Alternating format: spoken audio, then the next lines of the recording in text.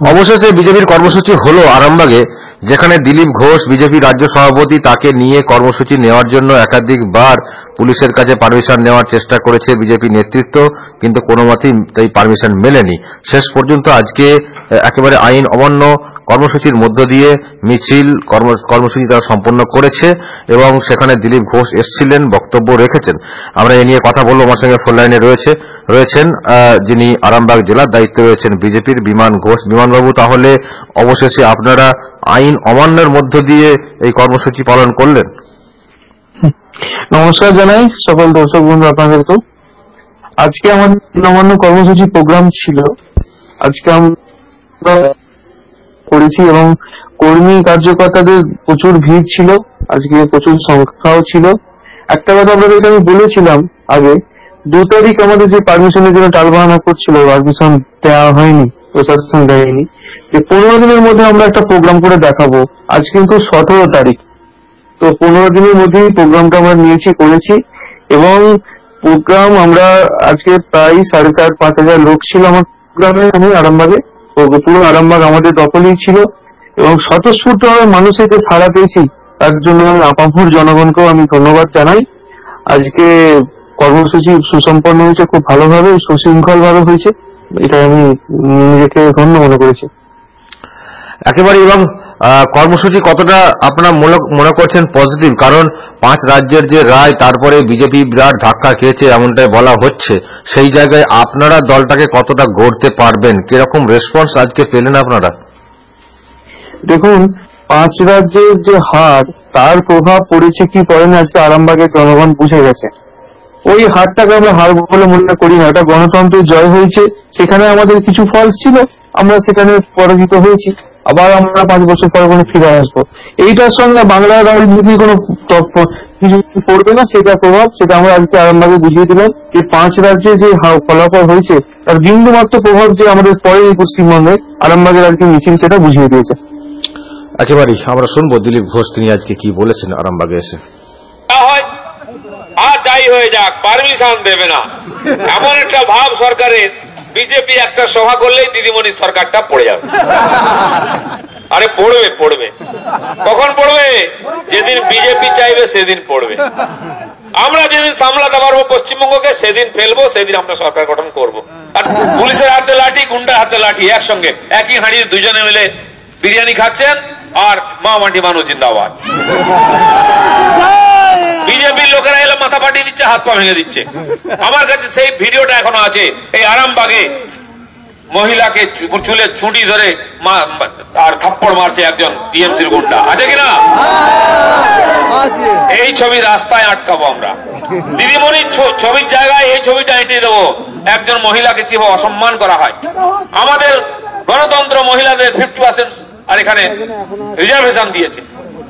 লোকসভা বিধানসভায় 33% দিয়েছে একজন মহিলা মুখ্যমন্ত্রী, আর তার রাজত্ব মহিলাদের অপমান হচ্ছে, মাথা চুলে ঝুঁটি ধরে রাস্তায় ফেলে মারা হচ্ছে। আমরা ভুলে যাবো না বন্ধুগণ। ওই বদল রেখে দিন বাড়িতে, এর এক একটা বদলা নেবো, আমরা হিসাব করে নেবো। বিশ্বনাথ দা বলছিলেন যে এইখানে আমাকে মেরেছে ফেলে, আমি লিখে রাখুন, শুধু মূল নয় সুদটাও জোর করে বরাবর করে দেবো। সেই জন্য গণতন্ত্রের যারা হাতে তুলে নিয়ে খেলনা বানিয়েছেন তাদের বলে দিচ্ছি, সারা ভারতবর্ষে 22 রাজ্যে আমরা জিতেছিলাম, সেখানে গণতন্ত্র প্রতিষ্ঠা করেছি। আমরা হেরে গেছি 3টে রাজ্যে, কিছু ভোট বেশি পায়নি কংগ্রেস, সমান ভোট পেয়েছে, 2-4টা সিট বেশি পেয়েছে। তাতে এমন নাচানাচি হচ্ছে যেন ভারত জিতে গেছে। তার চেয়ে বেশি তৃণমূল আনন্দ করছে। আরে তোরা কোথায় আছিস? 500টা এমএলএ সিট হলে একটাও সিট দিতে পারেনি, ভাবতে এরকম জিতে গেছে।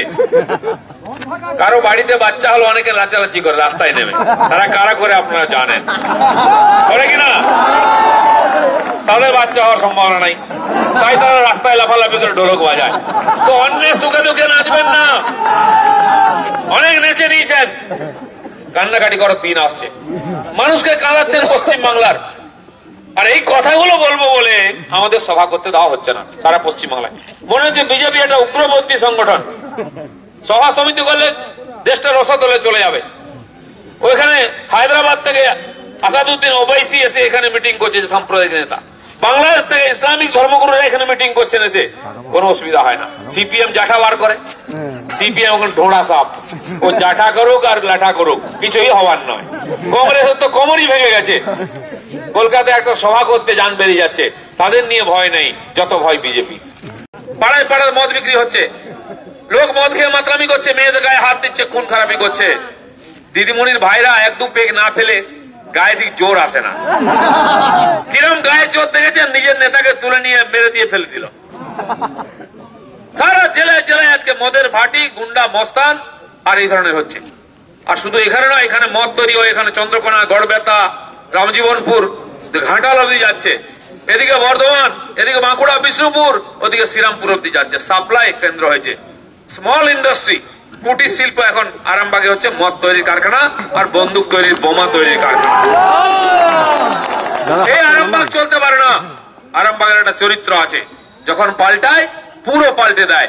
কংগ্রেস থেকে পাল্টে সিপিএম, সিপিএম থেকে পাল্টে টিএমসি। বন্ধুগণ, পরিবর্তন করব, টিএমসির ঘটি উল্টে দেবো, কেউ আটকাতে পারবে না। আমরা যেটা বলি সেটা করি। টাকা মারা কল বন্ধ করে দেওয়া হবে, এখানে আর চলবে না। পঞ্চায়েতে দুর্নীতি, 100 দিনের কাজে দুর্নীতি, কোথায় দুর্নীতি নয়? বালি লুট হয়ে যাচ্ছে, জঙ্গল থেকে কাঠ লুট হয়ে যাচ্ছে, যত সম্পদ আছে লুট হয়ে যাচ্ছে। পাশে বাঁকুড়া, পুরুলিয়া, আসানসোল, বীরভূমে কয়লার খাদান লুট হয়ে যাচ্ছে, বালি খাদান লুট হয়ে যাচ্ছে, পাথর খাদান লুট হয়ে যাচ্ছে। আর বাংলাদেশ বর্ডারে যান, গরু পাচারের টাকা কোটি কোটি লুট করছে সিপিএম, টিএমসি। সিপিএম এ যারা করতো তারাই টিএমসি তে ঢুকেছে। আর আজকে যত ইনলিগাল কাজ, এখানকার মদ তৈরি করা, মদ সাপ্লাই করা, দুটোই টিএমসি করছে। আমি বানিয়ে বলছি না, গত বছর এখানে পঞ্চায়েত সমিতির টিএমসি সদস্য 20 লিটার মদ সহ ধরা পড়েছিল। কি ধরা পড়েনি? আজকে এই কথা বলি বলে আমাদের বিরুদ্ধে কেস দেওয়া হয়। আমি জঙ্গলমহলের মানুষ, ঝাড়গ্রামের ছেলে, লাল মাটির ছেলে, আমি শালবনের ছেলে। আজকে সেই লাল মাটি, শালবন, দিদিমণি যান, ভালো ভালো কথা বলেন। কলকাতা এসে বলছেন জঙ্গলমহল হাসছে। কেমন হাসছে? ঝাড়গ্রামের লালগড়েতে 8 জন সবর উপজাতির লোকেরা মারা গেল, তারা ট্রাইবেল, না খেতে পেয়ে মরেছে। পশ্চিমবাংলার ট্রাইবেলদের বাঁচার অধিকার নেই? তারা 2 টাকা কিলো চাল পেতে পারে না? নরেন্দ্র মোদী দিল্লি থেকে চাল পাঠাচ্ছেন, 1 কিলো চালের জন্য 30 টাকা খরচা করছেন। আর আপনি 20 কিলোমিটার মেদিনীপুর থেকে ওই চালটা পৌঁছে দিতে পারছেন না। আপনি 2 টাকা নিচ্ছেন আমাদের কাছ থেকে দিদিমণি, আর 1 টাকা খরচা করে বলছেন আমি চাল খাওয়াচ্ছি। তাও এই শহরের ধারে 8 জন মানুষ মারা গেছে, সেটা সাংবাদিকরা লিখেছেন, টিভিতে দেখিয়েছেন, তাই ধমকাচ্ছেন যে তোমরা কেন মিথ্যা খবর দিচ্ছ। 1 মাস আগে স্বামী স্ত্রী মারা গেছিল, তার বাচ্চাদের লুকিয়ে নেওয়া হয়েছে হোমে, খবর বার হতে দেওয়া হয়নি। এক মাসের মধ্যে আবার 6 জন মারা গেল না খেতে পেয়ে। তখন বলছেন না, অনাহারে মরেনি। অনাহারে মরেনি, কিভাবে মরেছে? উনি বলছেন মদ খেয়ে মারা যাচ্ছে। আরে মদ খেয়ে তো নদীয়াতে মারা যাচ্ছে, জঙ্গলমহলে কেন মারা যাবে? আর যদি অনাহারে না মরে থাকে, পরের দিন থেকে হাঁড়ি কুড়ি নিয়ে চলে গেছে ওনার লোকেরা, রান্না করে বাড়ি বাড়ি খাবার দিয়ে আসছে। কেন? খাবার নেই আজকে। ভালো ভালো কথা বলছেন, জঙ্গলমহল হাসছে, পাহাড় হাসছে, পাহাড়ে যাওয়ার হিম্মত হয় না। ওখানে টিএমসি নাই, পুলিশ দিয়ে ভয় দেখিয়ে সবাইকে পাহাড় ছাড়া করেছেন, তাও মানুষ কিন্তু ওদের সঙ্গে আসছে না। আর গরিব মানুষের জীবন কিরকম হয়ে গেছে, যেটুকু সামান্য পয়সা তুলছে ছেলে মেয়েকে পড়ানোর জন্য, বাড়ির বাজারের জন্য খরচা করছে না, মদ খেয়ে নিচ্ছে। শান্তিপুরে দেখুন 14-15 জন মানুষ মারা গেল। গরিব মানুষের বাঁচার অধিকার নয়, হয় না খেয়ে মরো, না হলে মদ খেয়ে মরো। তোমার বাঁচার অধিকার নেই এখানে। এই অপশাসন চলতে পারে না। প্রত্যেকটি জেলায় দেখুন বম বন্দুকের কারখানা, টিএমসির অফিস বোমা তৈরির কারখানা। আমি বানিয়ে বলছি না, রোজ বোমা ফাটছে টিএমসির অফিসে, ঝুড়ি বোম পাওয়া যাচ্ছে অফিসে, নেতার বাড়িতে ঝুড়ি বোম পাওয়া যাচ্ছে। আর সেগুলো প্র্যাকটিস কার উপরে হচ্ছে? নিজেদের নেতাদের উপরে হয়ে যাচ্ছে। ছেড়ে দিচ্ছে, রোজ 2 বডি পড়ে যাচ্ছে। নৃশংসভাবে দিনের বেলা গুলি চলছে, পুলিশের গুলি চলছে না, গুন্ডাদের গুলি চলছে। পুলিশ পালাচ্ছে, সব দেখে গুলি চালাবার অধিকার নাই। পুলিশের একটাই কাজ, বিজেপির লোককে ধরে ধরে কেস দাও, আর জেতা পঞ্চায়েত যা আমাদের আছে তাদেরকে ক্যাশ দিয়ে কিনে নিয়ে আসো। কেস আর ক্যাশ চলছে, তাও বিজেপিকে ভাঙতে পারছে না। উল্টো আজকে বিজেপিতে 600 হাজার হাজার লোক যোগ দিচ্ছে। তাই বন্ধুগণ, কেন্দ্র এটা বিষ্ণুপুর, আরামবাগ আর ঘাটাল, এই 3টে লোকসভা কাছাকাছি। আর 3টে হচ্ছে সন্ত্রাসের কেন্দ্রবিন্দু, 3টে হচ্ছে দুর্নীতির কেন্দ্রবিন্দু, অপশাসনের কেন্দ্রবিন্দু। আমরা পরিবর্তন করব, ঠিক করেছি। তাই সবচেয়ে কঠিন জায়গা দিয়ে শুরু করেছি। আমি নিজে আজকে আরামবাগে এসেছি, আপনারা যে লড়াই করছেন বুক চিতিয়ে দাঁত কামড়ে, আমি আপনাদের সঙ্গে আছি, পুরো বিজেপি আপনাদের সঙ্গে আছে, এটা প্রমাণ করার জন্য এই দুর্যোগের মধ্যে আপনাদের সঙ্গে এসেছি আজকে। 3টে রাজ্যে আমরা হেরে গেছি। মমতা ব্যানার্জি বলছেন গণতন্ত্রের জয় হয়েছে। নিশ্চয়ই জয় হয়েছে, তার জন্য আমরা গর্বিত। ভারতীয় জনতা পার্টি যে রাজ্যে রাজত্ব করে সেখানে গণতন্ত্রের জয় হয়, আর মমতা ব্যানার্জি যেখানে রাজত্ব করেন সেখানে স্বৈরতন্ত্রের জয় হয়। পশ্চিমবঙ্গে স্বৈরতন্ত্রের জয় হচ্ছে। আমরা গর্বের সঙ্গে বলছি আমরা ওখানে হেরেছি, কিন্তু গণতন্ত্রকে ক্ষতবিক্ষত করি না। একটা লোককে ঢিল মারিনি, একটা ফলস কেস দিনি, একটা থাকপাড় মারিনি, একটা বুথে কোথাও রিপোলিং হয়নি, এটা ভারতীয় জনতা পার্টি। আর তোমার এখানে 30,000 20,159টা প্রার্থী দেওয়া গেল না, 20,000 পঞ্চায়েত সিটে লোকে ভোট দিতে পারলো না, 42% লোক। এটা তোমাদের গণতন্ত্র। 17টা মিউনিসিপ্যালিটির ভোট হওয়ার কথা, 2টো কর্পোরেশন আছে, সেখানে প্রশাসক রেখে পিছিয়ে দেওয়া হয়েছে। কারণ এখন যদি ভোট করা হয়, যেভাবে বিজেপি দাঁড়িয়ে যাচ্ছে ও সব জায়গায় লোক আর টিএমসি কে ভোট দেবে না, বিজেপি কে দেবে। তাহলে ভোট নিতে হবে, মারপিট করতে হবে, পুলিশ দিয়ে কেস দিতে হবে, খুনোখুনি করতে হবে, তাহলে ধারা দেশে বদনাম হয়ে যাবে লোকসভার আগে। অত ভোট পিছিয়ে দাও, 6 মাস পিছিয়ে দেওয়া হয়েছে। আরে কতদিন পেছবেন? আজ হোক কাল হোক ভোট হবে। পিছিয়ে পিছিয়ে আপনাদের দেওয়ালে পিঠ ঠিক যাবে। আপনারা পেছোচ্ছেন, বিজেপি এগোচ্ছে।